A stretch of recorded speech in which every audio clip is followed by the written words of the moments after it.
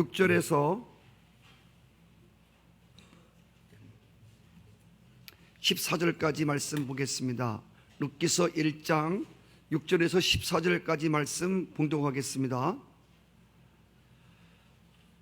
그 여인이 모압 지방에서 여호와께서 자기 백성을 돌보시사 그들에게 양식을 주셨다 함을 듣고 이에 두 며느리와 함께 일어나 모압 지방에서 돌아오려 하여 있던 곳에서 나오고 두 며느리도 그와 함께하여 유대 땅으로 돌아가려고 길을 가다가 나오미가 두 며느리에게 이르되 너희는 각기 너희 어머니 집으로 돌아가라. 너희가 죽은 자들과 나를 선대한 것 같이 여호와께서 너희를 선대하시기를 원하며 여호와께서 너희에게 허락하사 자기 남편의 집에서 위로를 받게 하시기를 원하노라 하고 그들에게 입맞춤에 그들이 소리를 높여 울며 나오미에게 이르되 아니니이다. 우리는 어머니와 함께 어머니 백성에게로 돌아가겠나이다 하는지라. 나오미가 이르되 내 딸들아 돌아가라. 너희가 어찌 나와 함께 가려느냐? 내 태중에 너희 남편 될 아들들이 아직 있느냐? 내 딸들아 되돌아가라. 나는 늙었으니 남편을 두지 못할지라.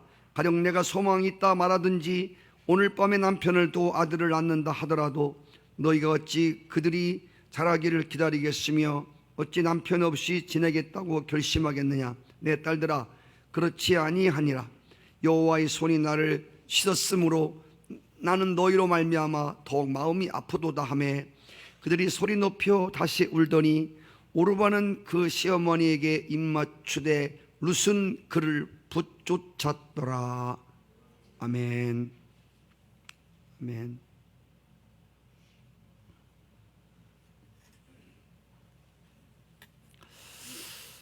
우리가 지금 룻기서를 계속 주일날 함께 나누고 있습니다. 룻기서는 우리 인생을 살아가며 특별히 신앙으로 살아가는 사람들이 자주 룻기서를 들여다봐야 되고 요나서를 자주 봐야 되고 누가복음 15장 말씀을 자주 우리가 읽어야 한다고 그랬습니다. 왜냐하면 우리는 요나와 같이 그렇게 하나님의 말씀에 불순종할 수 있는 기질이 늘 발동될 수 있고 누가복음 15장에 나오는 탕자와 같이 아버지 집과 아버지를 떠날 수 있는 존재들이고 또 우리는 또 우리의 이익을 위해서 또 베들레헴을 떠나서 모압으로 갈 수 있는 존재들이기 때문에 늘 이 말씀을 통해서 우리가 경계를 삼아야 한다는 것입니다. 나오미는 가지 말아야 할 길을 가다가 모든 것을 잃어버린 후에 정말 모든 것을 잃었습니다.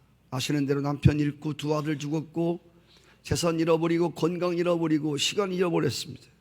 다 잃어버린 후에 뒤늦게 있지만 다행스러운 것은 뒤늦게라도 결단하고 다시 베들레헴으로 돌아가려고 마음을 먹었다는 것입니다. 사람이 무엇을 행하기로 마음을 결단하는 데는 그만한 그 안에 어떤 동기가 있다는 것입니다. 나오미가 모압 지방에서 베들레헴으로 돌아가려 할 때도 어떤 동기가 있었다는 것입니다. 그 동기가 뭐냐면 첫 번째로 하나님이 자기 백성을 돌아보사 베들레헴 땅에 풍년을 행하신 소식을 들었다는 것입니다. 사람이 어떤 소리에 귀를 기울이느냐, 사람이 무슨 소리를 늘 듣느냐가 대단히 중요합니다. 특별히 하나님이 행하신 소식, 하나님이 행하실 소식 자꾸 들으면 자신도 모르게 우리 안에 어떤 믿음과 확신이 자리 잡습니다.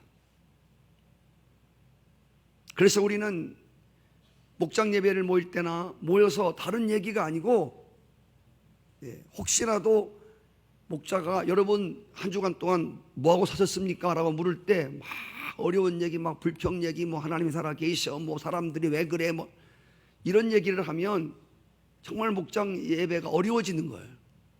주로 여러분들이 말씀 나누어야 될 것은 어려운 것은 하나님 앞에 엎드려서 기도하시고 하나님이 행하신 일들, 하나님이 행하신 일들과 행하실 일들, 하나님이 한 주간 동안 어떻게 행하셨고 하나님 앞으로 어떻게 행하실 것에 대한 믿음의 선포나 믿음의 고백이나 믿음의 인정이나 이런 간증들은 주변에 있는 사람들에게 큰 믿음을 불러오고 확신을 가져오게 된다는 거예요.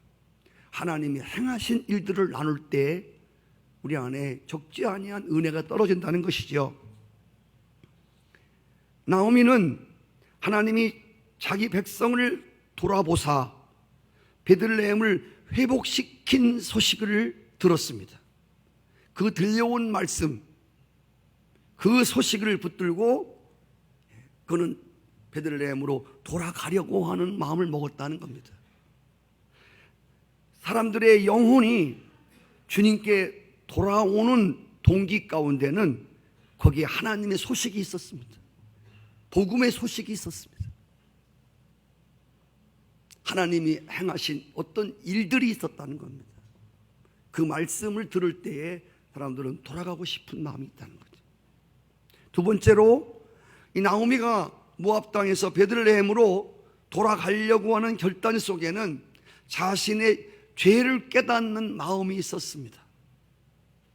나오미는 자신이 모압에서 겪은 실패와 고통을 이렇게 해석하고 말했습니다.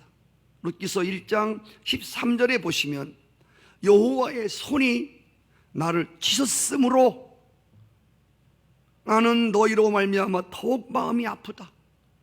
오늘 이 고통은 하나님이 나를 징계하셨다는 거예요. 룻기서 1장 21절에 보시면 내가 풍족하게 나갔더니 여호와께서 내게 비어 돌아오게 하셨다. 모든 걸 다 잃어버린 거에 대하여 하나님이 하신 사건으로 해석을 했다는 것입니다. 나오미는 오늘 모압 지방에서 겪고 있는 이 외로움과 고통과 실패와 좌절에 대하여 나는 참 재수가 없어, 남편을 잘못 만나서 그래, 이렇게 남 탓하지 않았다는 겁니다.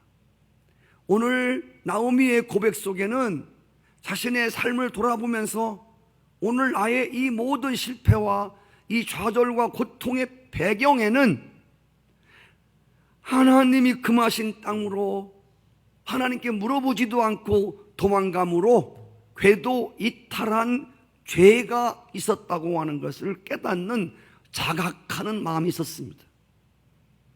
누구든지 우리의 죄에 대한 이런 자각이 있으면 지금 내게 일어나는 현상과 아픔과 고통에 대하여 이 일이 하나님께로부터 온 것이라고, 하나님이 간섭한 사건으로 그렇게 해석한다는 것입니다.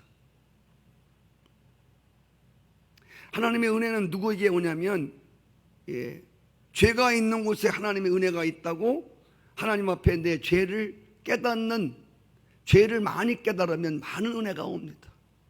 큰 죄인입니다 라고 내가 큰 죄인을 깨닫는 사람은 큰 은혜가 임합니다. 내가 무슨 죄를 졌다고 그래? 맨날 죄 그래? 내가 뭔 죄를 졌어? 이런 사람들에게는 죄송하지만 한 방울도 하나님의 은혜가 바닷물같이 하나님의 은혜가 우주에 충만하더라도 한 방울도 떨어지지 않아요. 그래서 우리가 얼마나 이 나오미같이 내가 죄된 존재인가를 깨닫고 엎드릴 때 하나님이 한량없는 은혜를 부어주신다, 그 말입니다. 우리 안에 하나님을 신뢰하는 믿음이 자리 잡기까지 사람들은 대부분 주어진 모든 사건과 고통과 좌절과 실패에 대해서 이렇게 말합니다. 그냥 재수 없어서 된 일로 합니다. 참 재수도 되게 없어. 아니면 자신을 원망하고 다른 사람들을 원망하고 불평을 쏟아내기 일쑤입니다. 그런데 자신의 죄에 대하여 깨닫는 마음이 와지면, 죄에 대한 자각하는 마음이 와지면 해석이 달라요. 똑같은 고통이고 똑같은 실패 가운데 있을지라도 이것이 하나님으로부터 온 사건이다. 이것이 하나님으로부터 온 징계라는 사실을 깨닫게 됩니다. 우리가 잘 아시는 말씀대로 이사야 선지자는 하나님의 강력한 이미지 앞에 섰을 때에 그는 이렇게 반응하며 고백합니다. 이사야 6장 5절 말씀, 그가 그때에 내가 말하되 화로다 나여 망하게 되었도다. 나는 입술이 부정한 사람이요 나는 입술이 부정한 백성 중에 거하면서 만군의 여호와이신 왕을 배웠음이로다. 하나님의 임재한 사건 앞에, 하나님의 영광스러운 빛 앞에 화로다 망하게 된 자신을 보았습니다. 자신의 죄가 드러났다는 것이지, 하나님의 영광스러움 앞에 기뻐 즐거워 뛴 게 아니라 오히려 엎드려졌습니다. 죄를 인정하며 밤새도록 고기 한 마리 잡지 못했던 베드로에게 주님 찾아오사 배 오른편에 그물을 내리라고 하는 말씀에 의지하여 그물을 내렸습니다. 베드로가 생각하지 못했던 엄청난 고기가 잡혔습니다. 그때 할렐루야 베드로가 기뻐 찬양하지 않았습니다. 성경에 보니까 베드로가 그 앞에 무릎을 꿇었습니다. 주님 앞에 설 수 없는 죄인입니다. 나를 떠나십시오. 하나님의 말씀에 이렇게, 하나님의 말씀에 순종하는 게 이렇게 위대한 결과를 가져오는 줄을 미처 몰랐다는 거예요. 그냥 내 힘으로, 내 열심으로만 살아면 되는 줄 알았어.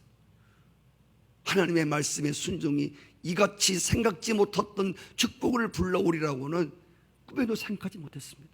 나는 미련한 사람입니다. 하나님, 나는 정말 죄인인가 봐요. 하나님의 은혜를, 축복을 감당할 수가 없습니다. 하나님의 임재가 우리 안에 임하면 즉시 나타나는 것이 죄에 대한 자각이라는 것, 죄에 대한 깨달음입니다. 성도 여러분, 이 죄에 대한 깨달음이 일어날 때에 그때가 바로 회복되는 순간입니다. 믿음의 모든 사람들이 그들의 영혼이 회복되고 믿음이 회복되고 신앙이 회복되는, 예배가 회복되는 때는 다른 게 아니라 하나님의 은혜 앞에 내 죄를 자각하는 것입니다. 오늘 나오미가 실패한 모압 지방에서 베들레헴으로 돌아가려고 하는 것 역시 자신에 대한 깨달음이 있었을 때에 회복이 시작이 됐다는 겁니다. 셋째로, 나오미는 하나님이 자기 백성을 돌아보사 베들레헴의 흉년의 땅에 풍년이 온 소식을 듣고 돌아가기로 마음을 먹었습니다. 그리고 중요한 게, 마음 먹는 게 중요한 게 아니라 실천에 옮기는 게 중요한 것입니다. 오늘 우리의 연약한 부분이 바로 여기에 있다는 것입니다. 오늘 많은 사람들이 하나님의 소식을 듣고 성경 말씀을 듣고 설교를 듣고 깨닫는 마음이 있어요. 그런데 중요한 것은 실천에 약하다는 것입니다. 여러분, 우리가 깨닫는 것으로만은 아무런 결과를 만들어낼 수가 없다는 거예요. 오늘 여러분들이 우리 안에 내가 잘못 알고 있었던 것들, 어긋나게 가고 있었던 것들, 잘못된 생각들에 대한 영적인 깨달음이, 영적인 자각이 우리 가운데 민감하게 일어나기를 축복합니다. 그리고 이 자각의 단계에서 끝내지 말고 이 깨달음에 대한, 이 자각에 대한 행동의 결단이 일어나기를 축복합니다. 나오미는 깨달은 마음 갖고 앉아있지 않았습니다. 누가복음 12장에 나오는 탕자도 마찬가지로 아버지께로 돌아가자 마음 먹고 그것으로 끝낸 게 아닙니다. 우리가 오늘 많은 사람들이 신앙생활을 하다가 말씀드린 대로 기도해야지, 예배생활을 잘해야지. 어제 우리 장로님들하고 전도사님들 과정 자격 고시 과정 위원회 모임이 있었습니다. 우리 박연석 장로님도 1년급에서 이제 공부 열심히 하시고 어제 시험 보시고 자격을 받으셨는데, 우리 자격 심사위원들이 다 맡아요. 목사님은 기도에 대해서, 물어보시고 다 이렇게 점검을 하거든요. 그래서 이제 우리 자격심사위원 중에 한 분이 꼭 오시면 신천 장로님들에게 권사님으로서 5년 동안 수고하셨는데 전도 몇 명이 나왔었죠? 전도해서 지금 나오는 사람들이 몇 명이죠? 교회에? 아무도 없는데요. 그 교회는 장로 되는데 한 명도 전도 안 해도 그렇게 장로를 줍니까? 어떤 장로님들, 반석교회 장로님 새벽기도 365일인데 65일 나오고 300일 못 나오셨어요. 그래서 제가 그랬어요. 장로님 이거 통과 못 시켜줍니다. 장로님 이제 돌아가셔서 이번 주부터 65일을 빠지시고 거꾸로 300일 동안 새벽기도 한다고 그러면 통과시켜주고 이거 예 안 하면 못 통과시킵니다. 그래서 어떻게 됐을 것 같아요? 그 장로님이 예 하시더라고요.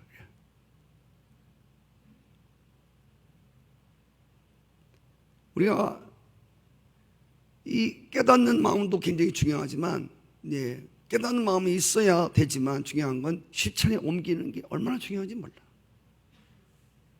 이것이 바로 나오미를 회복의 은혜로 이끄는 비결이었습니다. 나오미가 베들레헴으로 다시 돌아가게 하는 동기였다는 것입니다. 그리고 오늘 마지막으로 룻기서에 나오는 가장 중요한 이야기가 뭐라고 그랬죠? 룻기서에 나오는 핵심이 뭐라고 말씀드렸죠? 여러분 이제 룻기서가 끝날 때까지 이 핵심을 놓치면 안 돼요. 룻기서의 핵심은 룻기서의 핵심은 고엘이에요. 고엘이라는 게 뭐냐면 구약에 나오는 이 율법의 고엘이라는 제도가 있었어요. 이 제도는 제가 만약에 우리 가문에 제가 마지막 남자예요. 제가 마지막 있는 사람인데 내가 죽었어요. 그럼 우리 가문을 이어갈 수가 없잖아요. 그렇죠? 그러면 내가 마지막인데 다른 사람이 우리 가문을 이어가 주게 하는 거예요. 할렐루야. 다른 사람이 내 가문을 이어가 주도록 두르는 상속자를 보고 고엘이라고 그래요. 고엘.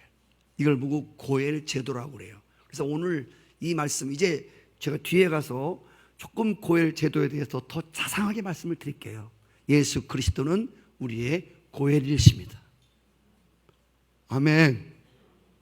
영원히 저주받을 수밖에 없는 우리를 위해서 대신 믿음의 상속자로 우리로 하여금 다시금 하나님의 축복의 반열에 우리를 들게 하셨던 그 사건을 말하는 거예요. 그래서 오늘 이 말씀 속에서 아주 중요한 게 뭐냐면 유대인이 아닌 이방인이었던 룻이라고 하는 여인이 엘리멜렉의 가문에 들어와서 고엘이 되었다는 것입니다. 어떻게 이 이방 여인이 나오미를 따라서 베들레헴으로 돌아와서 그 엘리멜렉의 가문에 고엘이 되었는가? 어떻게 그 여인이 돌아올 결단의 마음을 먹었는가? 그것은 오늘 말씀에 보면 이 룻이라고 하는 이방 여인이 시어머니 나오미에 대한 국률의 마음이라는 것입니다. 오늘 8절에 보시면 나오미가 두 며느리에게 너희가 죽은 자들과 나를 선대한 것 같이 여호와께서 너희를 선대하시기를 원한다. 여기서 선대라는 말은 바로 히브리서에 나오는 히브리 원어에 나오는 헤세드라는 말이에요. 한번 해볼까요? 헤세드. 안 하시는 분이 세 분 계시네요. 헤세드. 네, 헤세드라는 말인데 이 헤세드라는 말은 무슨 말이냐면 하나님의 성품을 말해요. 이 헤세드는 사람이 만들어낸 게 아니고 하나님의 성품이에요. 하나님의 속성이에요. 하나님의 속성 중에도 이 헤세드는 하나님이 인간을 긍휼히 여기는 마음을 말하는 거야.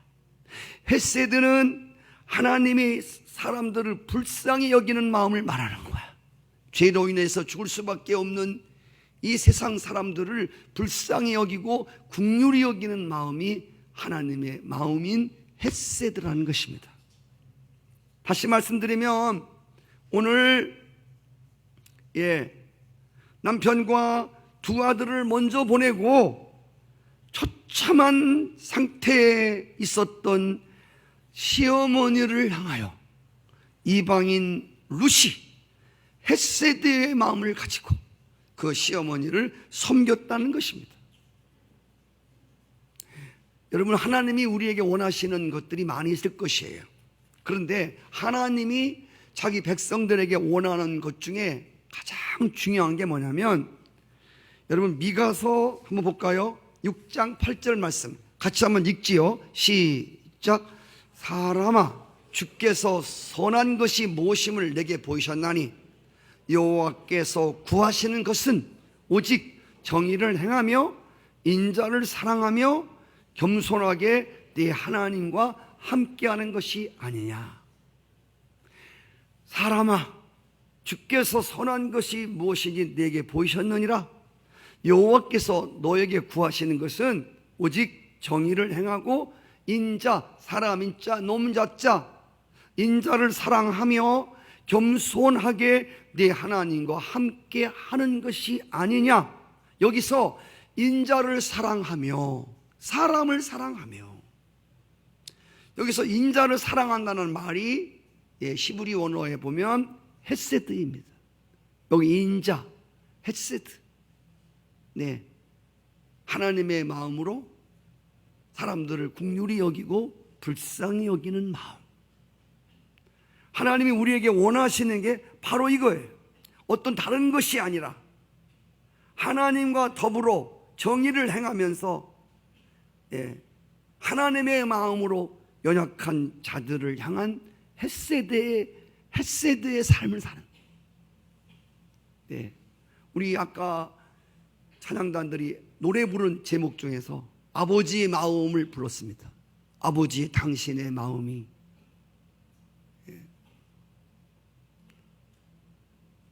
아버지의 마음 담기를 원하는 노래를 불렀는데 아버지의 마음이 헤세드의 마음이야.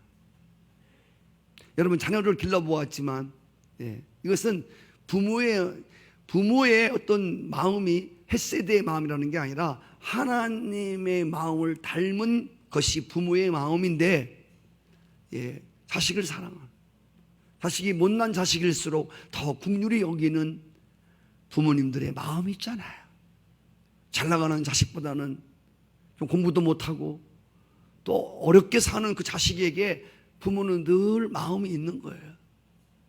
이런 마음은 하나님 마음에서부터 온 거예요. 하나님의 긍휼히 여겨주시니. 우리는 어떤 때 이 헤세드의 하나님을 잘 이해하지 못해서 그냥 우리가 잘못 살면 하나님 막 심판이나 하고, 일주일 동안 기도도 하나 못하고 죄 속에 헤매며 살다가 주일날 교회 왔는데 너무 하나님께 미안한 거야. 제가 하나님도 아닌데 목사님 쳐다보기도 미안한 거야. 그래서 어떤 분들은 이렇게 떳떳하게 십자가도 못 찾아보고, 이렇게 좀 덩치가 큰 분 자꾸만 뒤에 숨으려고 하고, 우리는 기둥이 없어 다행이지만 기둥이 있는 교회들은 자꾸 기둥 옆으로 가고, 아버지 보기 민망한 거야. 하나님 나 같은 거 받아주실까? 일주일 동안 하나님 말씀대로 살지도 못하고 기도도 못하고 새벽 기도도 한 번 못하고 마음뿐이지, 마음엔 원이로 돼 육신이 약해서 그래서 나오지도 못했는데 나 같은 거 받아주실까? 나 같은 거 예배 받아주실까? 이런 마음을 가지고 오시는 분도 있어요. 상한 마음을 가지고 오시는 분들. 성도 여러분, 하나님은 헤세드의 하나님이시. 우리는 다 하나님의 자녀인 줄 믿습니다. 아까 말씀드린 대로 하나님은 그렇게 막 새벽기도 잘하고 당당하게 막 그런 자녀도 있을 것입니다. 그러나 그렇게 살지 못하는 그런 자녀들, 그런 자녀들에게 더 관심이 많아요. 할렐루야. 더 간신히. 사실 제가 성도님들을 위해서 기도하는데도 신앙생활 잘 하시는 분들을 위해서 기도가 그렇게 많이 나가질 않아. 가고 잘 신앙생활 잘 안 되시는 분들을 향해서 더 많이 하나님이 당신의 마음을 쏟게 하시는 것을 제가 느낄 수가 있습니다. 여러분 말씀드렸죠. 너 내 아들답게 살 때는 너는 틀림없이 내 아들이다. 그러나 내 아들답게 살지 못할 때는 더더욱 내 아들이다. 이러한 아들답게 살지 못하는 아들에게 격려와 위로를 보냈던 어떤 아비의 마음을 다시 기억에 떠오르는데, 사실 같이 살지 못할 때는 더 내 자식이다고 말한 것처럼 헤세드. 이 헤세드의 마음은 하나님과 동행하는 자들, 하나님을 사랑하는 자들의 내적 상태에 대한 외적 표출입니다. 내가 마음으로 하나님을 사랑하고 하나님의 긍휼을 잊고 하나님의 마음으로 은혜를 입은 자들이 바깥으로 표출하는 것이 바로 이 헤세드라는 것입니다. 나오미가 남편과 두 아들, 모든 재산을 다 잃고 비통함에 빠져 있을 때에 이 며느리 룻은 시어머니를 정말 헤세드, 하나님이 우리를 불쌍히 여기신 그 긍휼히 여기신 그 헤세드의 마음으로 겸손하게 그 비통에 빠진 시어머니를 섬겼다는 것입니다. 그 헤세드의 마음이 룻으로 하여금 자신의 고향을 떠나서 베들레헴으로 돌아가게 만든 동기가 되었다는 것입니다. 성도 여러분, 우리가 하나님의 마음으로 이렇게 연약한 자들에게 대한 긍휼을 베풀 때 하나님께서 베푸시는 두 가지 축복을 받을 수가 있어요. 하나는 영적인 축복이고 하나는 육적, 물적 축복입니다. 룻이 시어머니가 불쌍하고 안쓰러워서 그녀와 동행하며 헤세드의 마음을 가지고 그를 섬겼을 때에 룻기서 마지막에 보면 엘리멜렉의 가문을 이어가는 상속자의 가정을 이루게 됩니다. 그래서 룻과 보아스와 결혼을 해서 그 가문을 통해서 다윗이 태어나고 그 다윗의 가문을 통해서 예수님이 오시는 영광을 얻습니다. 마태복음 1장에 보시면 거기에 예수님 족보가 나오는데 그 중에서 이방 여인 한 명이 출연합니다. 한 명은 아니지만 거기에 올라와서는 안 되는 이방 사람이 등장하는데 그 중에 룻이라는 여인이 거기 들어와요. 예수님의 족보에 올라가는 영광스러운 영예로운 축복을 받게 됩니다. 헤세드의 마음 때문에. 두 번째로는 육신적인 축복이고 물질적인 축복입니다.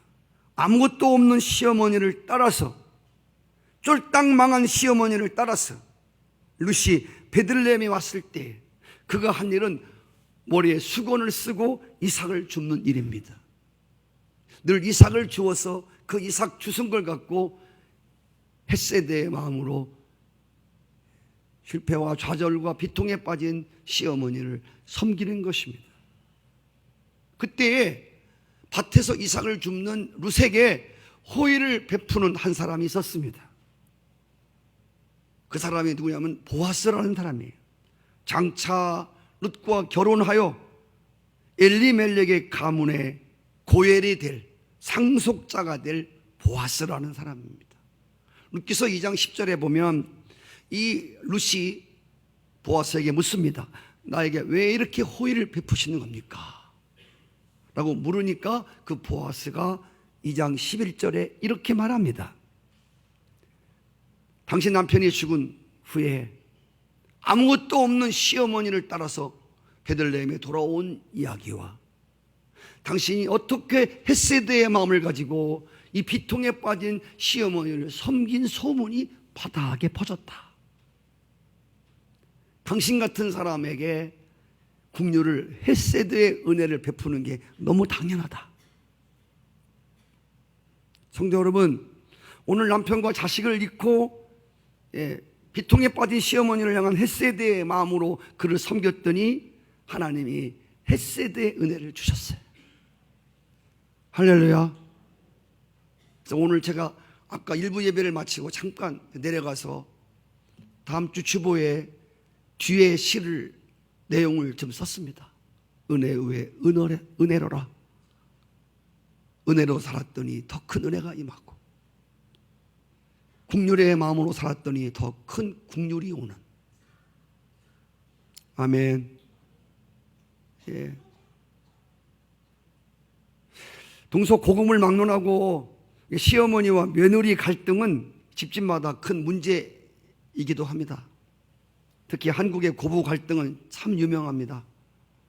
며느리들이 모였다 하면 시어머니 흉보기 바쁘고, 시어머니들도 며느리들에게 잘하는 것도 없으면서 늘 서운하게 생각하는.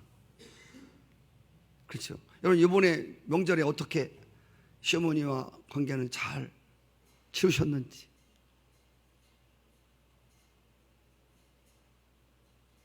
우리가 꼭 이 고부간의 시어머니와 며느리와의 갈등만이 아니라 인간들 관계에서 겪는 모든 고통과 어려움의 문제의 이유는 바로 이 헤세드. 우리가 이 인간 관계 속에서도 헤세드가 문제고, 하나님과의 관계에서도 헤세드가 문제. 그래서 에베소서 4장 32절에 보시면 같이 읽어요. 시작. 서로 인자하게 하며 불쌍히 여기며 서로 용서하기를 하나님이 그리스도 안에서 너희를 용서하신 같이 하라. 오늘 말씀에서 가장 중요한 거는요, 서로요, 서로. 서로 헤세드의 마음을 가지라. 할렐루야. 서로 가지란 말이에요. 두 부부간에도 서로 불쌍히 여기는 마음을 가지라는 거야. 어느 날 하나님의 은혜가 임하면요, 그렇게 얄밉던 남편이 불쌍하게 여겼지. 그냥 자는 모습을 보고 그냥 얄미울 때는 아유 참 오래 산다 참. 어휴 지겨워 진짜 어떻게 죽지도 않네. 뭐 이런 마음을 갖다가도 그냥 하나님의 은혜가 임하면 어느 날 헤세드의 마음이 와. 아유 참 불쌍하다 참. 아내가 아주 얄밉고 아주 꼬장꼬장 힘들게 보이는데 어느 날 잠자는데 보니까 너무 불쌍하게 보이는 거야. 죄송합니다. 뭐 이런 얘기가 여러분들 다 들은 얘기지만 우리 장경동 목사가 가는 데마다 하는 얘기가 있어. 어느 날 사모님이 화장실에서 소변을 보는데 그 소변 보는 소리가 그렇게 시원치 않게 들리더래.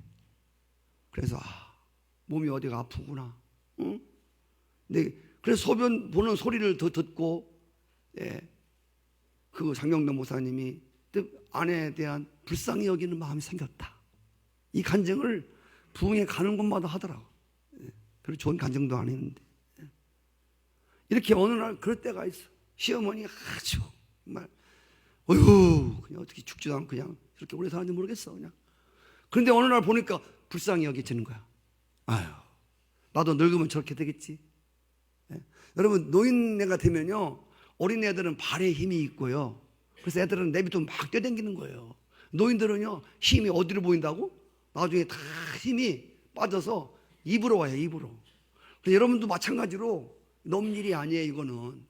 어휴 노인의 주책이 아니라 힘이 거기밖에 없어. 입밖에. 그래서 노인들은 말이 많은 거예요. 여러분도 늙어지면 다 그려. 아유 나도 저렇게 되겠지. 아유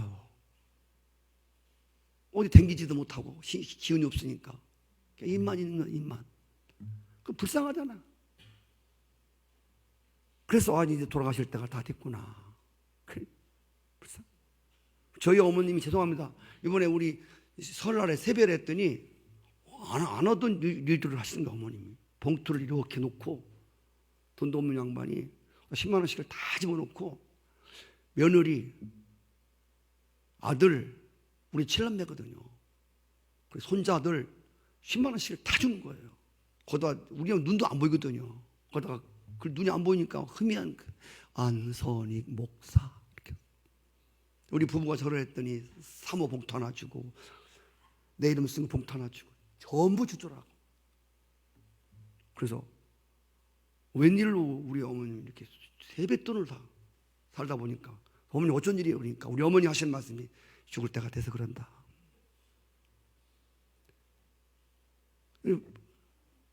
세뱃돈 받으면서 찡한 거야. 예. 어머니 한번 쳐다봤어요. 죽을 때가 돼서 그러는 거다. 불쌍하잖아. 예, 예수 믿는 사람들 마음에 이런 마음이 오는 거야. 이게 헤세드의 마음이야. 우리 마찬가지 여러분들, 예, 우리는 누군가에게 긍휼을 입어야 돼요. 우리는 하나님의 헤세드를 받아야 돼요. 할렐루야. 하나님의 긍휼하심이 없이 때를 따라 긍휼하심을 얻기 위해서 은혜의 보좌 앞으로 나가자고 했잖아요. 우리는 하나님의 긍휼 없이 우리는 국물도 없는 삶을 살 수밖에 없어요. 긍휼하심을 늘 받으셔야 돼요. 로마서 9장 15절 말씀, 모세에게 이르시되 내가 긍휼히 여길 자를 긍휼히 여기고 불쌍히 여길 자를 불쌍히 여기노라. 하나님은 누구를 불쌍히 여기요? 누구를 긍휼히 여기십니까? 헤세드의 마음을 가진 자들. 아멘. 하나님의 헤세드의 마음을 가진 사람들을 불쌍히 여기고 긍휼히 여기시. 헤세드는 헤세드의 은혜를 불러와요. 긍휼은 긍휼을 낳아요.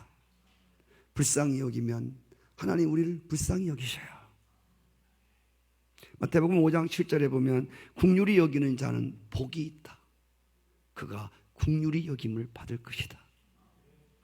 할렐루야. 여러분, 인간 문제로 갈등을 겪고 있는 것 때문에 오늘 많은 사람들이 신앙의 힘을 잃어버리고 있는 사람들이 너무 많아요. 이 문제가 아버지의 마음이에요. 헤세드입니다.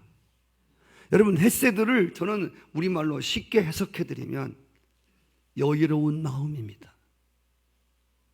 오늘 많은 인생들이요, 하나님 믿는 사람들조차도 마음이 너무 좁아지고 말씀드린 대로 너무 마음이 강팍해지고, 예, 싸울 준비가 되어 있어. 무슨 말을 못하겠어.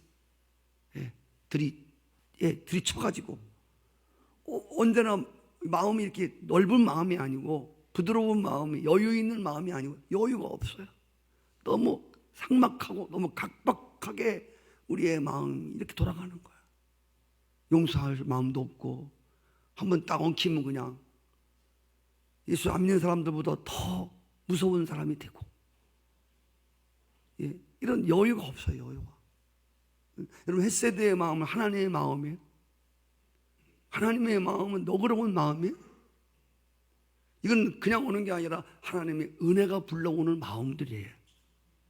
아멘이시죠? 네. 그래서 서로 불쌍히 여기는. 네.